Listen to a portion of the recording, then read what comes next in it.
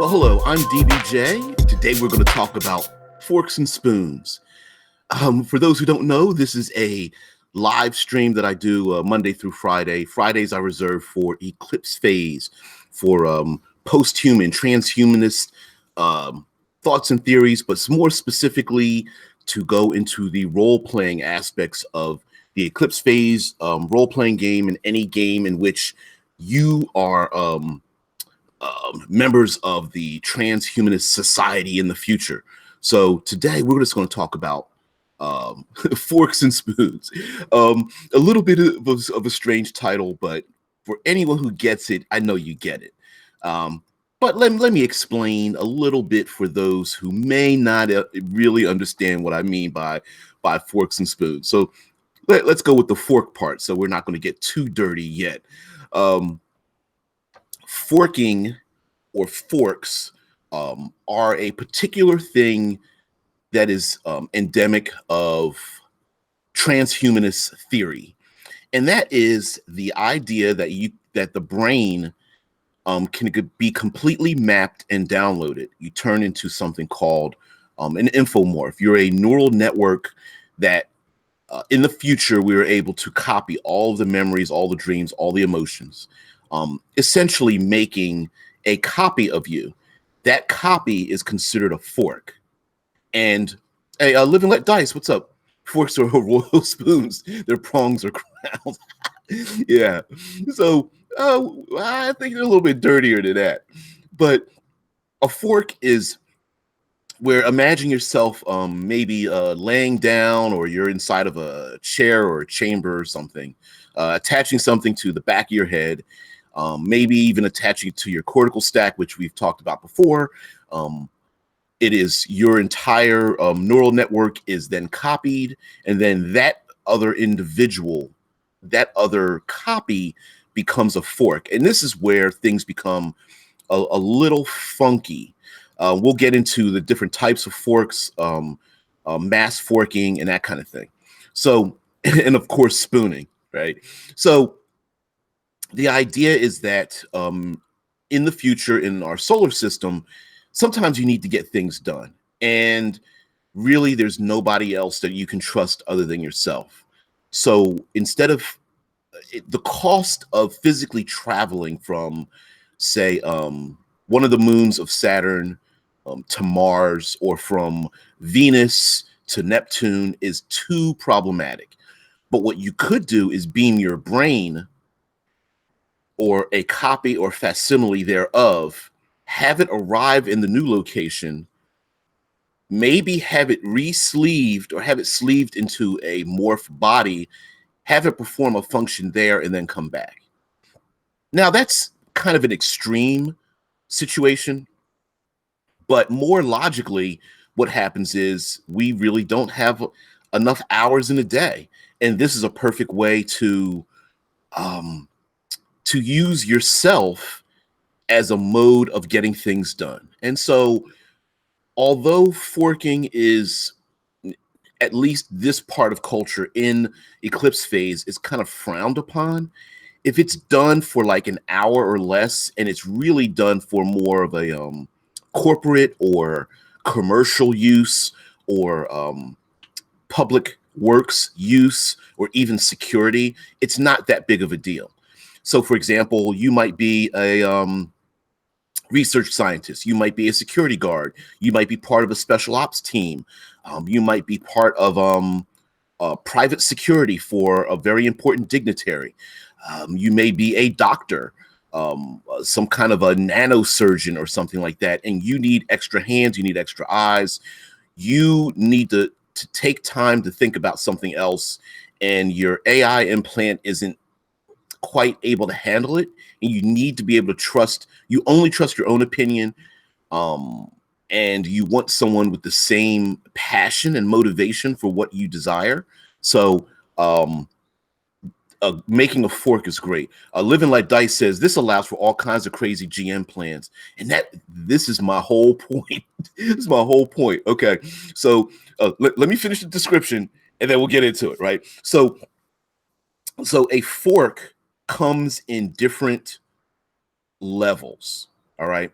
So you can use a fork. Let's say if you're a research scientist, maybe you need to you're looking through a telescope, but you also need to fix the membrane on the outside of the ship. So you may use a fork of yourself to go into, say, a synth morph, maybe like a crab designed for zero G.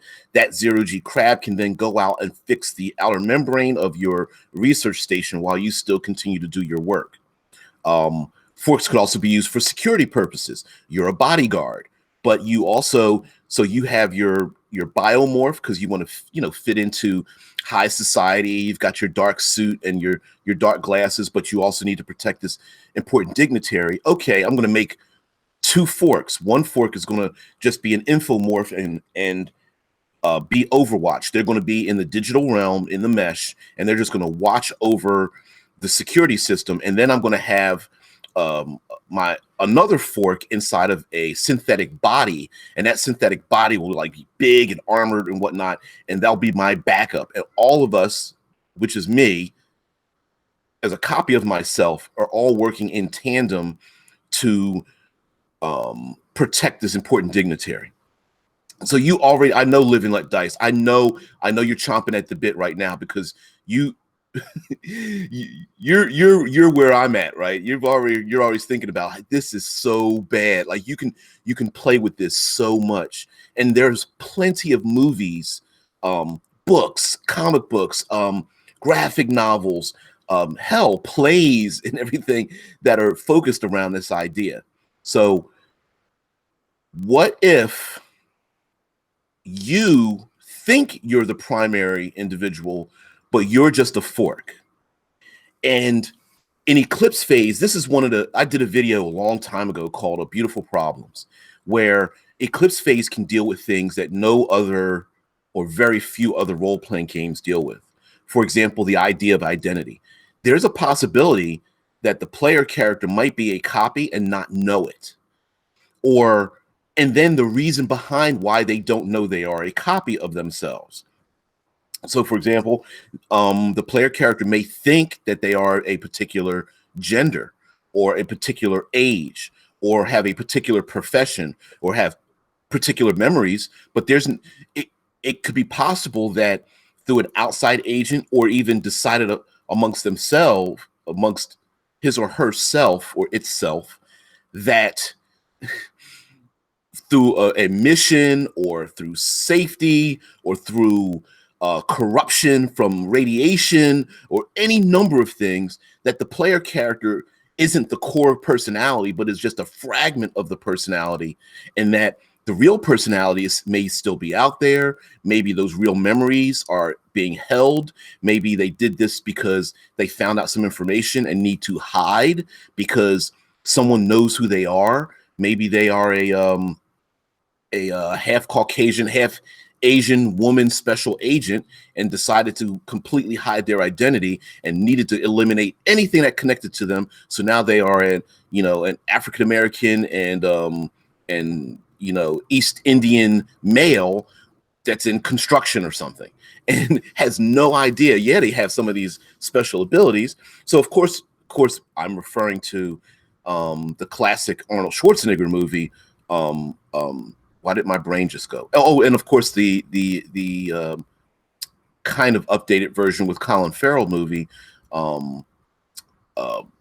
about the agent who is just the average person who ends up going into, someone please remind me of the name of the movie. The name of the movie just literally went right out my head. So I'm probably a fork of myself at some point and deleted that out. But anyway, this is a mild-mannered individual who realizes they have a strange background and realize that they are a special agent, but then not sure if when they find out that they're actually the bad guy, and as the bad guy sent themselves as a embedded agent without memories of who they were, so that they could finagle their way into these hidden societies and such, and be a double agent is a great storyline. Living Let Dice says, maybe you're a fork on a derelict ship with serious malfunctions, but each copy failed to fix a problem and the horror sets in as you discover the huge problem and you failed so much. I played in a was a great introductory game where Total Recall, thank you. Jeez, like, how do you forget that movie? It's an Arnie movie. Yeah, Tesla Ranger says, get your ass to Mars. But yeah, imagine I played an introductory game where the all of us were like these special agents and such, and and during the mission, we end up getting this call to this derelict ship. We get to the derelict ship, we break into the ship, we hack through, we get inside, and come to find out, we see our own dead bodies in front of us. We look around, and boom, one by one, we just get capped off. Boom, boom, boom, boom, boom. And then this distress signal goes out to this ship, the same ship that we were just on, and it's like as if we were going on the same mission over and over and over again, and we end up in actually intercepting ourselves, and it was really cool, a great introductory thing.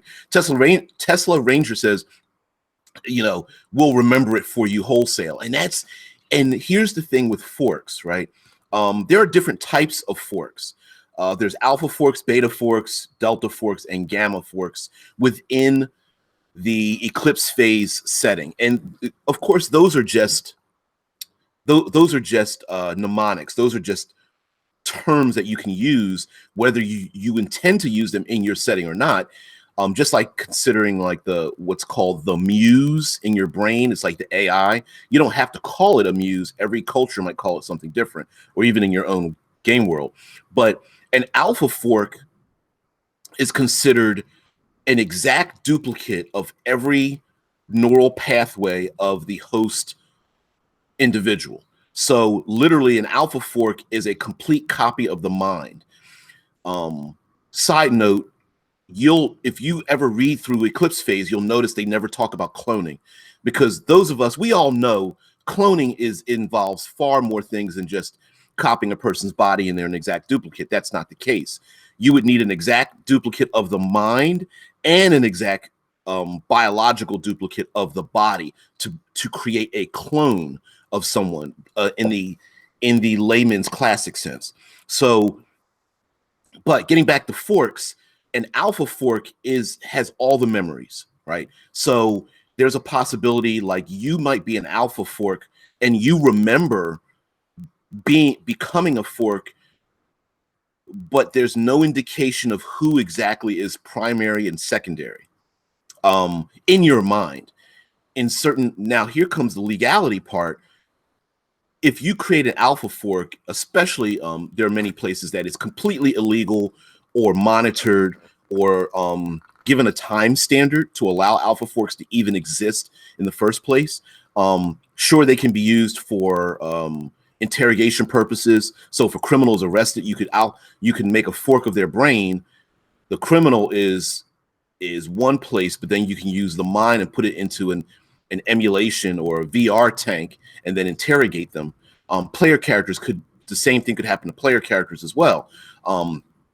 The player character ego casts into a habitat, they could be sleeved into a morph, and they may or may not know that a fork was created of them, a complete copy, to be interrogated by the authorities because maybe something came up or they want to find out what special information you have as an agent. So beta forks are like are partial copies of the host ego. And so a beta fork is like a beta fork has undergone some form of minor neural pruning. In a game they call it neural pruning, where you snip away little bits of the memory, little bits of the skills. Scott Poe, hey, I made it to one. Yeah, yeah, I'm up at a 0 Dark 30, man. It's crazy, but it's the only time that I have available. Sorry, guys. And also this gets me up in the morning. It's far better than coffee, so I love it. But neural pruning allows you to create a beta fork, and a beta fork is really what the movie, the Total Recall movies are based on. It's a person who has most of the skill, most of the motivation, most of the personality, but they're missing chunks of their memory. So a player character, using the same rules or whatever, you just make a character, but you could be the beta fork, and there might be an alpha fork out there who's actually better than you, who may be watching you, who may be keeping tabs on you, or maybe trying to get you back to reconstitute, because there's something called merging. Yeah, Scott Poe says it's cool. They're still really good to watch. And Jared Premont says 8 p.m. East Coast of Australia, perfect for me. Wow, I'm able to. I forgot about that because there's Rune Slingers out in Thailand, I believe. So I might be able to reach out to him because it's 8 p.m. there. That's actually a good time there. It's really different. I can't stand time zones. Just the idea, just trying to juggle them and such. Yeah. So yeah, this also allows me to reach out to people across the pond, outside the states. So it's far easier for them. So anyway, so you have alpha forks, which is a complete copy of every memory. You have yourself a beta fork, which underwent some minor neural pruning. And then you have yourself a delta fork. And a delta fork is like, please watch one of the episodes of Black Mirror, which in the States came on Netflix. A delta fork is like your personality, but pruned down to the AI level. So it has all of your motivations, some of your skills, but has almost none of the memory. It doesn't remember how it got there or what it's going to do in the future. It is highly, it is essentially your your Google Assistant, right? It's your Alexa cut down to be personally attuned to you. In effect, a delta fork is almost like a muse that is already in your brain. A delta fork is your phone. It is your personalized computer. It is adjusted for you. It is all of your Google searches, your Amazon purchases, your store purchases, your credit card transactions. A delta fork can predict what you want to do before you do it because it's you, but it's really there as a servant of sorts, and can absolutely, I can imagine them being used very much for security purposes or special forces purposes inside of like drones and such. Live and Let Dice says villains could totally use forks as an awesome security or offensive measure. So many sci-fi shows with that kind of arc in them. And let's see. Oh, okay. One last fork, and then we're going to get into why I even mentioned the word spoons, right? So a gamma fork, which is the last fork. So we have alpha, beta, delta, and then gamma. And gamma forks are basically mistakes. They are corruptions. They are the ones that have suffered psychological trauma, because within the rules of Eclipse phase, there's a loss of continuity. There is a possibility of suffering great psychological trauma by copying your own brain, because now there's one identity in more than one location, absorbing information and being everything we see and hear and touch and experience is forming our psychological structure. And to have that split can be very disturbing. So they have rules for merging, for continuity, shifting, and for alienation tests and integration. So no, it's not just simple, hey, I'm just going to make a copy of myself and I'm going to run around as like 6 special forces guys shooting people. It's not that simple. There's a good chance many of them will go insane. Jared says an AI with PTSD or something along those lines. Absolutely, right? So using forks in a legal system makes a lot of sense, because then you can use a fork, even one that's neurally pruned down to a smaller size, to uncover information, maybe help some psychological trauma, maybe try to remember some deep-seated fear or memory that the conscious individual could not remember.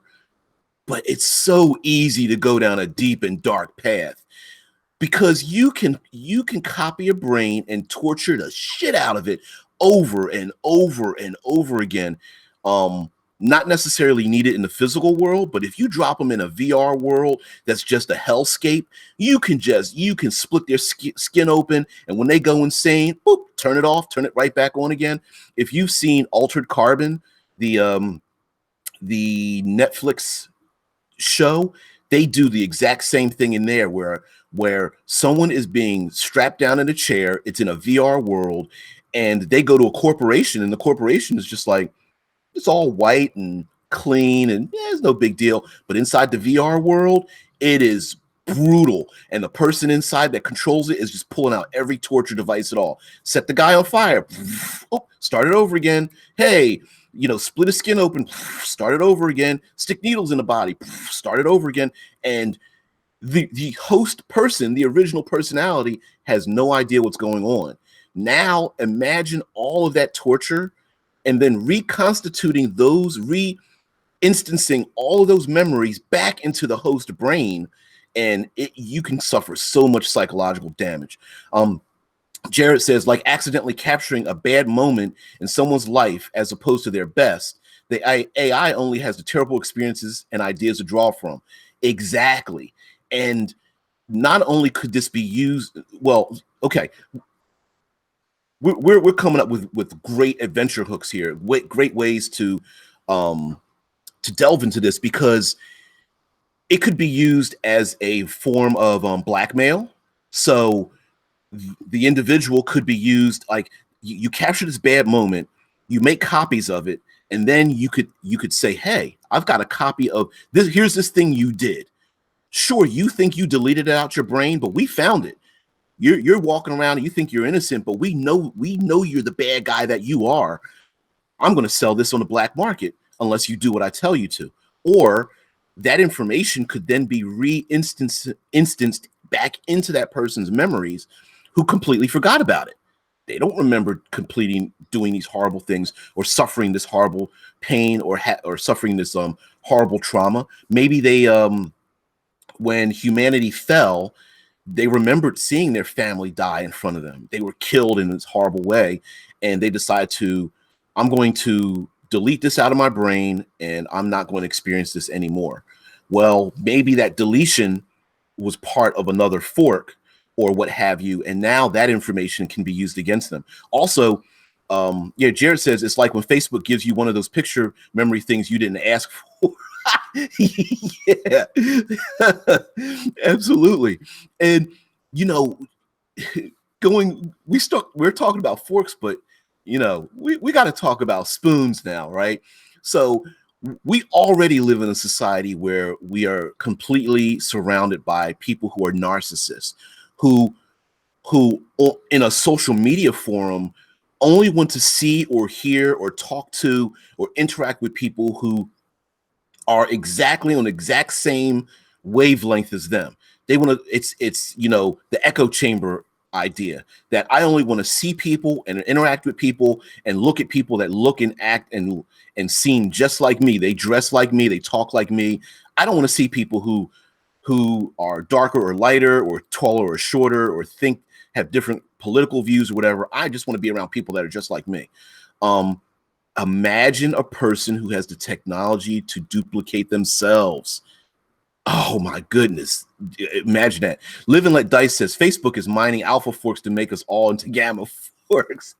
Hey, with enough information, they could kind of reconstruct all society. They don't need the rest of us, right? Let us, all of us, become gamma forks, just corrupted and suffering psychological trauma. And now we've got to go to Facebook to actually get back our memories. That, I think I just made myself scared.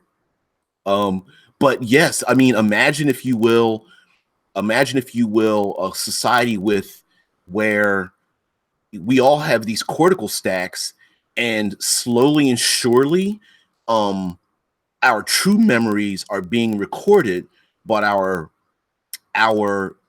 damaged memories are being carried around with us, and we have to work hard we have to work and earn money to get onto the neural not neural networks into the mesh, into the internet, into the cloud, to get back those good things that we are about us, because all of us are suffering the bad things. And the corporations could absolutely hold this over you. We don't need to make you a physical slave. We just need to make you a psychological slave. All that deep dark depression and psychological trauma you're going through, give us 10 years of your life and you can earn back all those great dreams and impressions. Imagine someone holding hostage the memory of the firstborn child, or the great memories you had partying with your friends when you were younger, or diving out of a plane for the first time and you enjoyed it so much, or a great slice of chocolate cake that was nice, and lava cake that's nice and warm with a nice cold scoop of ice cream on the side. Imagine someone taking away all of your pleasant memories and having them held, and now you have to pay to get them back. But spooning, I made up spooning. It's not something, it doesn't matter. Anyway, spooning is the idea that a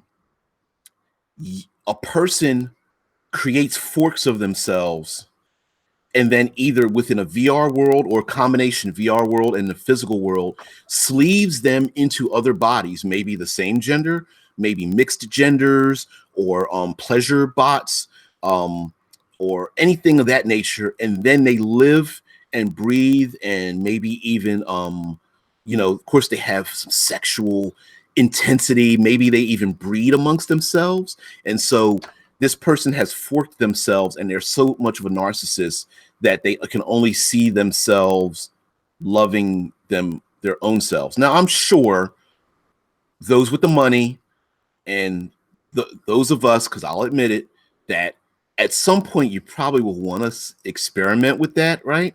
You fork yourself and then you realize, am I unscripted and unchained? Morning there. Maybe you would like to experiment and go, I wonder if I'd be a good partner for myself. Would I want to be in another gender body and then have like sexual intercourse with myself and myself? I mean, that's really bizarre, but then again, maybe not, I'm sure there are people who have parties and dares and go to, recreational habitats where they're allowed to do those things, even for short periods of time.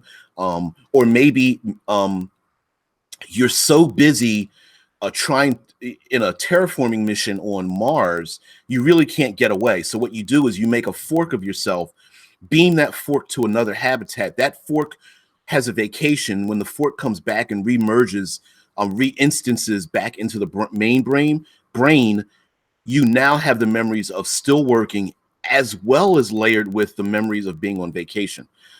Jarrett says, and then your simulacrum goes rogue and uses your vices against you. Who's to say that the big bad in your world isn't you? It's always been you.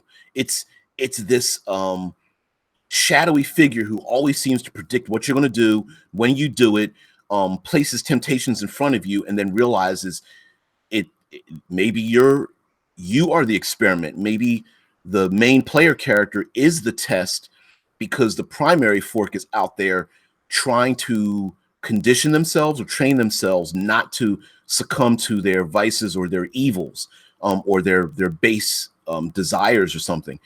Imagine in this world someone who suffers from really dark and demented desires, like a pedophile.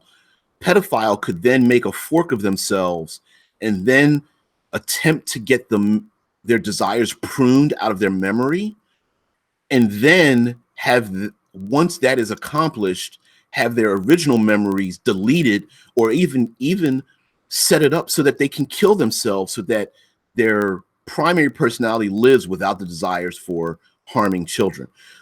Living That Dice says, could someone duplicate themselves, then have a habitat or morphs that those duplicates inhabit, so they literally live in their own world? Creepy roleplay potential for NPCs. And the answer is a resounding absolutely yes. I mean, could you imagine a giant criminal organization? And remember, along with making a fork of the mind, there's nothing stopping you from having different morphs, including just living as an infomorph, living in as a digital form, and then having different bodies. An entire criminal organization made up of dozens or hundreds or thousands of individuals could be all copies from one person. And every time someone does something to that one person, could imagine this person has a quirk like taking a quarter and juggling it on their knuckles, or always have a cigarette in their hand even if they can't smoke, or they drum their fingers no matter what morph they're in. A beautiful woman with ebony skin and platinum white hair, silver hair or something, and she's drumming her fingers, and then you kill her, and then 3 months later you see a synth morph that is a security drone that's walking around with 6 arms and you know, I don't know, flechette launchers and a railgun on its back, and when it sees you, it sits there talking to you, drumming its fingers. And then later on, I mean, this person could be around everywhere and you may not ever know who they are, but yet they are the same individual over and over again. Michael Diamond says, or political aspirations, enough Morrison, you've got your own voting block, a true army of one. Now that depends on the legalities, right? I mean, like you said, for political aspirations, or maybe getting ahead in a specific faction or criminal organization, or anything thereof, if it's legal, yes, you could. If you make enough morphs, you could be your own voting block and you could hide them. Now, if it's illegal, hell, shit, I'm sure people would still do those kind of things. So if they make enough morphs of themselves, they could go around and start like talking to different neighborhoods and influencing corporations. Imagine a lobbyist that's duplicated himself 15 times. That lobbyist can get a lot done. Now, remember, when you make a fork, the minute the personality is forked, the minute they're separated, they are already starting to diverge based on their own interactions with the world, which is how twins are not identical, because they are viewing the world from a different position. Even if it's only 3 feet away, from that moment that they are split, they start diverging. Therefore, the legality of creating a fork, let's say you are the primary, you create a fork of yourself, you send that fork off to perform some function. That fork is you now. So that person goes off and goes, I want to get this thing done. Who is to say that they're not going to encounter something where they will not want to re-instance back into the primary, right? They're now an individual, and they might say, I don't want to go back, quote unquote, home. You're deleting me out of existence. I don't want to merge with somebody. I'm an individual. Tesla Ranger says, in Continuum, a time travel RPG, Joan of Arc was or is a spanner and makes up a substantial portion, or 98% of the police force of Atlantis. Yes. I don't know what that means. I mean, I know what it means. I'm saying I'm thinking, when you said Continuum, I know there's a television show called Continuum, but I did not know about the time travel RPG. But yes, could you go to a habitat where every single member of the police force is one single individual forked over and over and over again? Absolutely. And remember that if you still want to include the psychological harm, that once you make a fork, there's 2. There's also the idea of re-merging them back into the same mind again. So for small operations, again, you're on Mars, you need to go to Saturn to get something done, maybe a business meeting. Then when you're done with the business, when your fork is done with the business meeting, the fork then translates or gets ego cast back to the main person at Mars. They now have those 2 memories, and they have to rationalize those 2 memories because they're literally happening at the same time. It would be like someone asking you, hey, how was your vacation last week? Oh, it was great. Oh, how was work last week? Oh, that was also great because I did both things at the same time. Layering those memories can be difficult. So it may be that a copy is made and never reinstituted, or a copy is made and you want to reinstitute them, and now you've got to go after that copy who's been recruited into a criminal organization or something, or it holds some deep dark secret you have, and you need to get that fork back, or at least delete that memory. Maybe putting a bullet in the back of its head. Maybe Unscripted and Unchained says stormtroopers in Clone Wars. Absolutely, right? And the stormtroopers in Clone Wars are various levels of forks, right? Because some of them were like beta forks, some of them were delta forks, because some didn't, most of them did not have their own personalities, but the ones that started to get their own personalities were like, I don't want to be like everybody else. I want to be my own man. And so the different hairstyles, tattoos, the way they dressed, some of the language they used started becoming different and diverging when they remained separated from the whole. Jared says, or specialize in some sort of clone superorganism, like specialized clones that only do certain tasks, clones that only earn money, clones that only develop relationships, clones that that cook you pie. Yeah, and it's a dumb but comedic movie with Michael Keaton, Multiplicity, and where he didn't have enough time in the day, so he wanted to he made a clone. I think it's called Multiplicity. Anyway, made a clone that does all the work, and then that clone that was working all the time then made a clone of himself to have fun, because he couldn't have enough fun, and then that clone decided to make a clone of himself because he needed to be more responsible, and so on and so forth. And so you could have this forking tree. Anyway, you could have this tree or web of forks and copies of copies that might be degrading over time, and even you as the main player character may not know that you're creating these copies of copies, because those copies are making copies that you don't know that your copy is making copies of, or they could be forced to make copies of.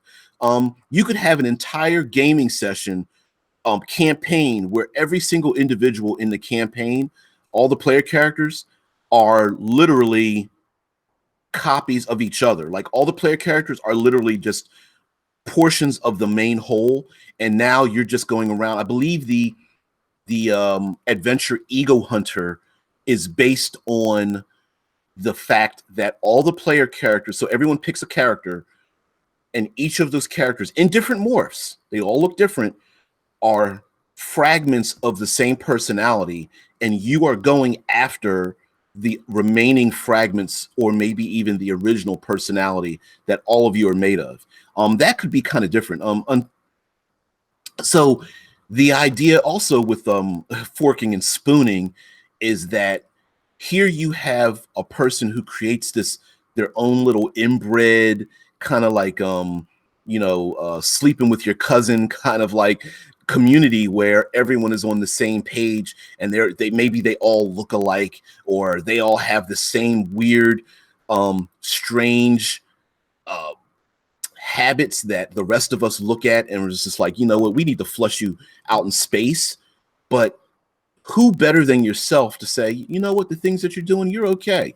Your drug habits, sure, go ahead, keep on going with that. Your abusive nature to the opposite gender, yeah, go ahead, and that's fine. We don't need to worry about that. And especially when you have VR instances, could you imagine someone forking a notorious serial killer, and then the forks of that serial killer are sent out, maybe pruned a little bit, and sent out on missions to kill people, or the serial killer has enough resources to still want to enjoy killing people, but doesn't want to risk themselves.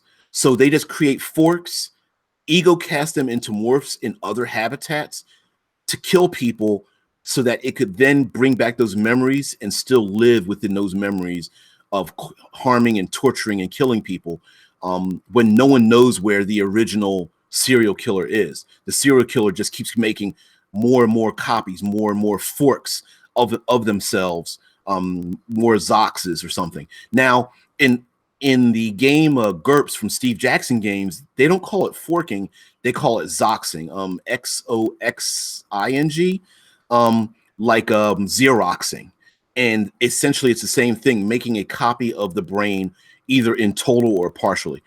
Jared says, imagine trying to police this sort of stuff, like clone assassins, clone police, clone ledger keepers. Um, the movie Blade Runner. Maybe there's a special task force whose only idea is to go out there and eliminate every fork, every copy out there because it's gotten out of hand. Full Metal State says this concept is such an endless wealth of potential gaming and storytelling. Um,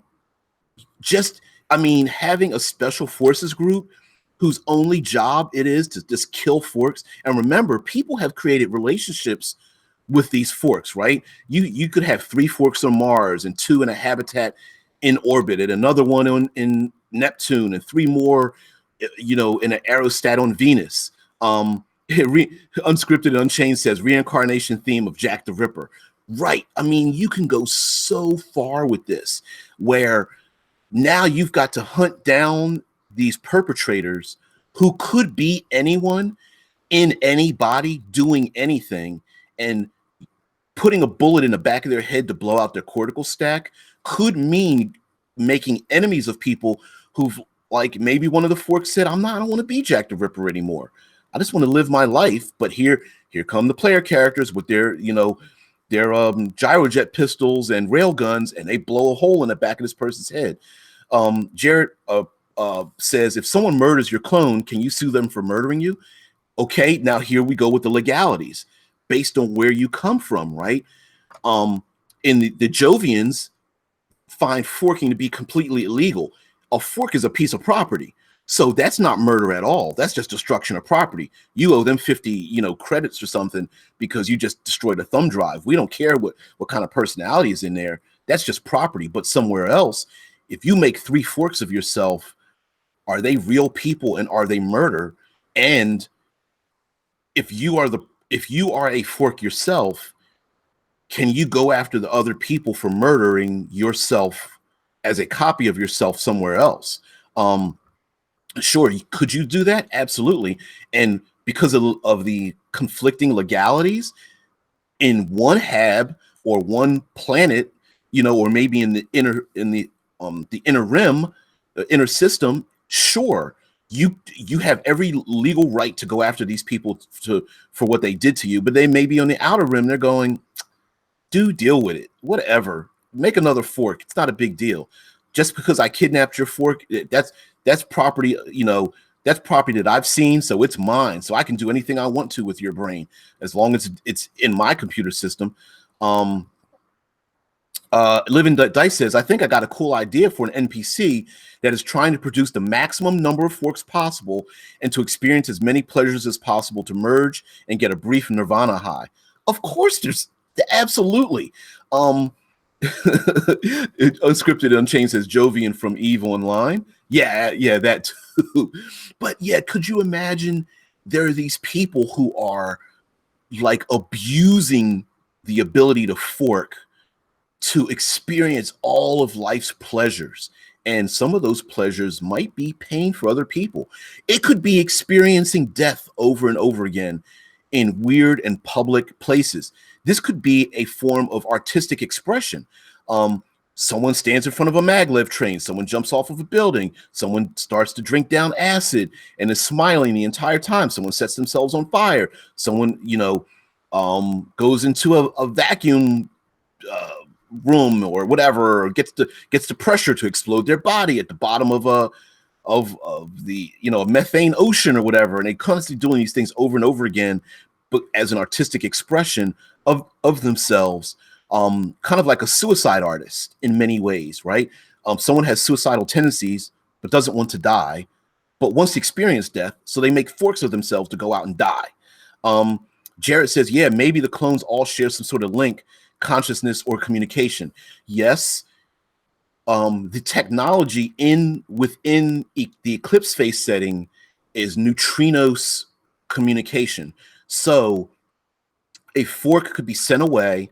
They have a cortical stack. Attached to the cortical stack is a one-shot neutrinos communicator.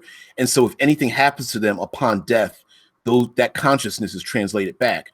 But within a planetary system, just because you might have some time delay, if you're all on the same planet, they can all be linked into a neural network where they're all experiencing the same consciousness and things. Jared says GoPro's live streaming suicide artists. Gnarly. Yeah, pretty nasty, right?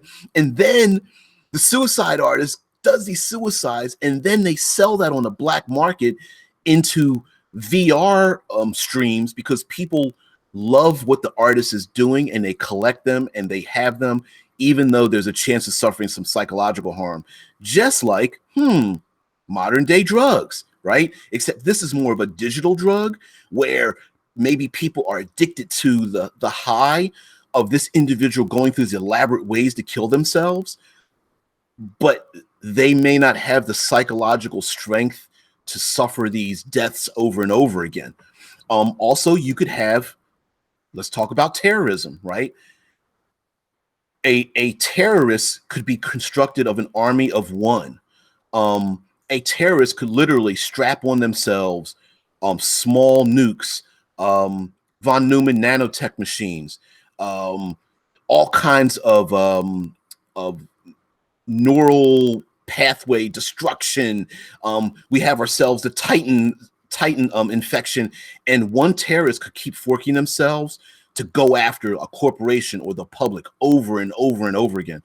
Unscripted and Unchained says, I think that such a society would devolve into insanity and self-destruction. Paranoia would run rampant. Who's to say it hasn't, right? Maybe it gets so bad on a habitat that they shut the entire habitat down. But in this habitat, we need to send in armed troops into this paranoid, self-destructive habitat of people just completely ruining their lives. We can't let anybody out. All right. So there's radio silence. You can't beam out. We shut all that down. You've got to go in and get something, one or more people that are important, maybe some information, maybe there's some important documents that because of the blackout, they can't beam that information out. It's too dangerous because somebody might send out one of their forks. So instead they send in a special group of armed soldiers to go in to either find someone or something and then escape out of there. Almost like a zombie apocalypse, but maybe done amongst themselves psychologically. Imagine a zombie apocalypse, but they're made out of morphs of every single type. Jared says hard to get YouTube ad revenue on that, even in 3018. Yeah, we're gonna have to delete your account. Maybe 4chan or something like that, dark webbing it. Yeah, Suicide Channel. Tune in next episode where I show you some of my top 10 best suicides, and everyone's just like clapping and stuff. Yeah, forking has so many gaming potentials. Oh, sweet. Unscripted Unchained says Jet Li, the movie, The One, is almost what you're describing. No, I would say Jet Li's movie, The One, is what that's about. I mean, yeah, sure, it's about going from dimension to dimension, but if you ignore that fact, here you have in Jet Li's movie, The One, which you guys have to see it. If you haven't seen it, go see it. Go now. Just shut this off. Go. One of Jet Li's worlds, he was the good guy. The other worlds became bad because we had one of himself. As he killed each copy, he began getting stronger and stronger, and that individual was a criminal. So what if most of your forks are criminals, but the player character, the player himself, is playing the good one, right? They're playing the odd man out. They're playing the one that is not the good guy, but there's 6 or 7 other forks out there causing all kinds of havoc. And maybe they want to keep this a secret, or maybe the other criminal forks are like, what are you doing? Are you pretending to be a good guy? You got to join with us or we're going to have to put you down.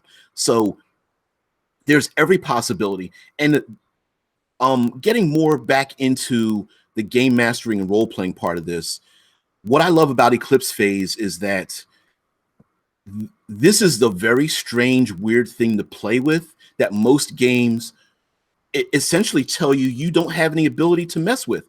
And that is memories, personality, motivation of the player characters. If if you want to be a player in Eclipse phase, you have to be able to relinquish control of your character's personality and tell the game master, yes, you can make me a notorious criminal because the real me is a notorious criminal, as opposed to the character I'm playing now who has a vendetta against, I don't know, the CEO of a major corporation, and then find out that the CEO really is me, or that in a life previous to this, I actually helped the CEO get to where they were.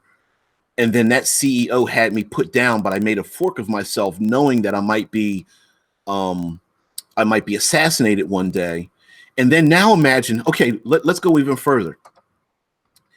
Assassinating someone in the future might be incredibly difficult for this reason, right? Normally we think, okay, I'm going to be a sniper, or you poison them, you blow their brains out, or, you poison them, or you strangle them in a bathroom or something like that, and you're done. But in the future, that may not be possible. So maybe in the future, not only do you have to kill their body or bodies, you've got to hunt down their cortical stacks and their forks, who, the minute you kill one of them, is going to alert the other forks as to what's going on, or that information may get out. So now you've got to run around and find the copies and the copies of copies, because if you don't get them, maybe something's going to happen. Maybe they have some important information. They're working with a criminal organization. Maybe they were kidnapped. You could have your fork kidnapped, right? You're walking down the street, boom, you get zapped or something, you get knocked out, you wake up again. Someone leaves you a message. We have a fork of your brain, right? Do what we say, or we are going to send out your fork. We're going to prune your fork and have it do anything and everything we want it to do. We're going to ruin your reputation. We're going to send this person out with in a morph that looks like you, acts like you, has your personality, and we're going to do all kinds of nasty things to it. Kind of like what is it called? Facebook shaming, stolen identity 2.0. Yeah, absolutely, right? It's I have not just stolen your identity online, like social media. I've stolen your very personality, and I can get that personality to do and say anything I want under threats, because remember, the real you still walking around doing what they want. But if I've got your personality downloaded, I can torture it to death, or I can just say, guess what? I can take the copy of the personality and say, I'm going to kill the original. The original doesn't know that I have them in my sights. You got to do what I tell you to do, or I'm going to kill the original you. I'm going to kill your brother or sister. I'm going to kill your absolute twin. Yeah, I know you've only been a twin for 10 minutes now, but you have some desire to keep yourself alive, even if yourself is somewhere else. I'm going to kill that person if you don't do what I tell you to do. Unscripted and Unchained says, I need a fork to take my daughter to driver's ed in 20 minutes. Sorry to derail. No, actually, see, that's the thing, right? If we make mind emulations of ourselves, they can perform small duties when we're busy doing something else. And imagine we could have them on cold storage, right? So you're like, man, I got to run these 3 errands, watch out for this person, wait for this phone call, build this house, write this program, go to the store. Oh man, there's these 3 movies I want to see. So then maybe you have someone could have 20 forks just waiting in cold storage. They're in cold storage. You're not doing anything. And you just take the fork, plug it in, get it to do the job, come back, reinstituting your brain, and just okay, I need to get these 20 things done very quickly. Now, of course, if you've got 20 forks running around doing odd jobs here and there, you might lose track. It would be like juggling them in and out of your brain all the time, which could cause stress in and amongst itself. But yes, it's very possible to do that. So look, we have gone on, it's almost an hour, and I don't even think we've even touched the surface of the potential of using forks. But we have to talk about whether you even are going to allow forks in your game. My feeling is, if if players want to use forks in a game and you want to allow it, you got to take the good with the bad. You have to take the continuity stress damage. You're going to take the alienation stress damage. There's going to be a threat that someone's going to kidnap one of your forks. There's a chance that you might be a copy of a fork and you don't even know it. You may have your personality pruned and deleted, your memories. You may have amnesia, and I get to play with it if I'm the game master and have fun with that idea, not as a punishment, but more like a great story thing. Yes, absolutely. I say if you allow it, and it can be really complicated to allow it, you got to take the good with the bad. If the players want to use it, then that means you take the abuse with the use, right? So we're climbing up on the hour-long mark, and we basically just touched the surface of using, mind emulations, of zoxing, of forking. But I really want to get something out there, really spark some ideas. That's what really this is. It's just basically an idea you can steal. So no, I'm an armchair humanist. I'm not an expert at this at all. This is just something that I love the game. I love the concept. I love futurism. I normally, in my mundane life, I am a contributing writer to Critical Hit Publishing. Myself, Alex, and Rob. I'm DBJ, and we write role-playing products for 5th edition Dungeons and Dragons.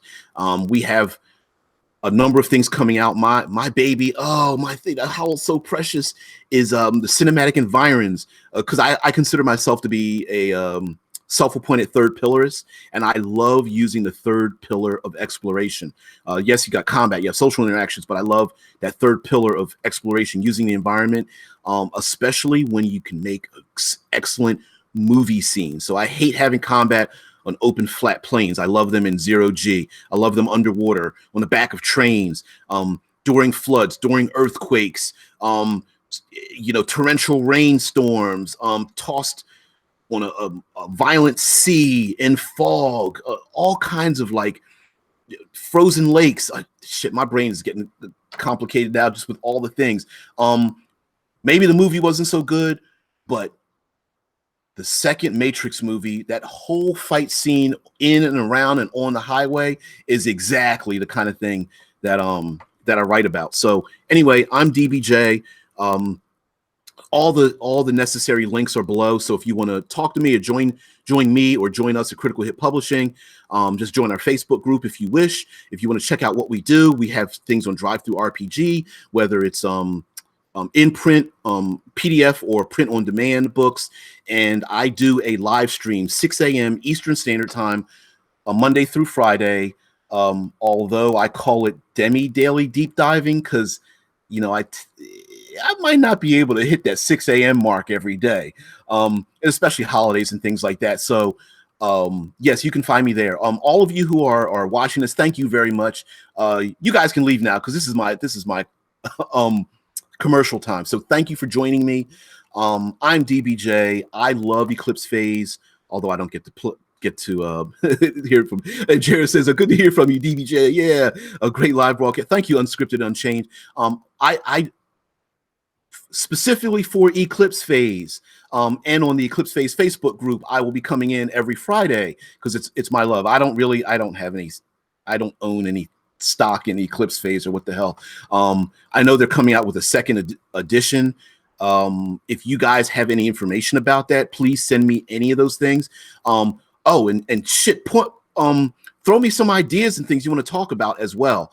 I have at least 3 really good responses to some of my videos. I haven't read them yet. I haven't forgotten you though, you guys. I haven't forgotten GNU and all that kind of stuff. Scott posted, "Thanks, DBJ. We'll check out that Facebook broadcast." Yeah. So, and of course, on my channel, my YouTube channel, I go live Monday through Friday, and each day is a separate subject. So, like, there's Monster Mondays, Tips and Tricks Tuesdays, World Building Wednesdays, Third Pillar Thursdays, and of course, Eclipse Phase Fridays. I'm full of it. So, yeah. But honestly, I actually get more out of it by interacting with people, because I don't get the game as much as I want. So this is just my way of giving back. So thanks, guys. and I'm glad I could participate with you guys. So thank you very much. Everyone have a very good day. Yeah, I'll see you guys later on the next Ego Cast.